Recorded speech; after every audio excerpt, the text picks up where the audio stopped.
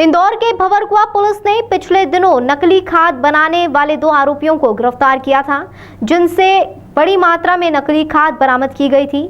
पूछताछ में आरोपियों ने कई और खुलासे किए हैं। गौरतलब है कि पिछले दिनों भंवरकुआ पुलिस ने मुखबिर की सूचना के आधार पर नकली खाद बनाने वाले आरोपियों को गिरफ्तार कर बड़ी मात्रा में नकली खाद बरामद की थी। यह आरोपी ब्रांडेड कंपनी की नकली खाद बनाकर आसपास के राज्यों में बेच रहे थे। तलाशी में आरोपियों के पास से ब्रांडेड कंपनी की नकली खाद की बोरियां बरामद हुई है।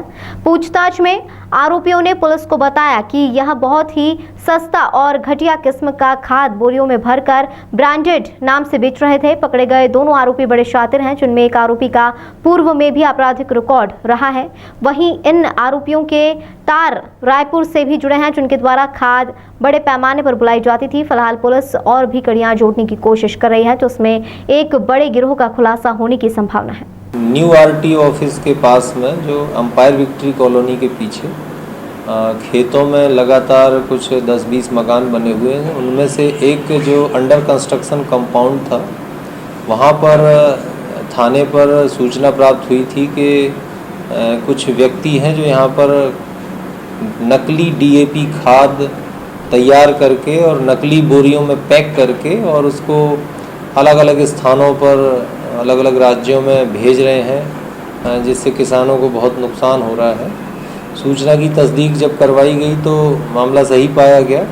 मौके पर जो सक्षम विभाग है, कृषि विभाग के अधिकारियों को मेरे द्वारा सूचना दी गई थी। उनके द्वारा एक टीम वहाँ पर भेजी गई मौके पर, और फिर बाद में इफ़को कंपनी जो कि डीएपी खाद का जो सबसे बड़ा जो निर्माता है, उसके भी अधिकारी वहाँ पर आए थे। उनकी जांच पड़ताल में पाया गया कि नकली बोरियां जो डीएपी खाद की पीले रंग की, जैसी कि इफ़को कंपनी कांडला गुजरात में बनाती है पैकिंग के लिए, वैसी की वैसी बोरियां वहाँ पर खाली पाई गई थी। और कुछ सफ़ेद मटेरियल जिसको प्रोम प्राथमिक तौर पे जांच में पाया गया कि वो प्रोम है, जो कि बहुत ही सस्ता खाद है, वो उन पीली बोरियों में भर करके डीएपी के बतौर आम जो ओपन मार्केट है उसमें उतारने के लिए तैयार किया जा रहा था।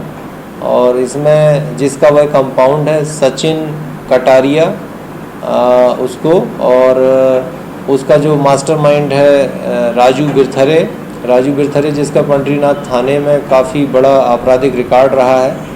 इन दोनों को गिरफ्तार कर लिया है। आज पुलिस रिमांड प्राप्त किया जाएगा और दोनों के विरुद्ध और अन्य जो इनके षड्यंत्र में शामिल जो गिरोह के लोग हैं, काफ़ी ऑर्गेनाइज्ड गिरोह है और काफ़ी दिन से काम कर रहा है, अन्य सभी लोगों के विरुद्ध प्राथमिकी दर्ज करके विवेचना की जा रही है। सर, अभी तक कितने की खाद बेच चुके हैं?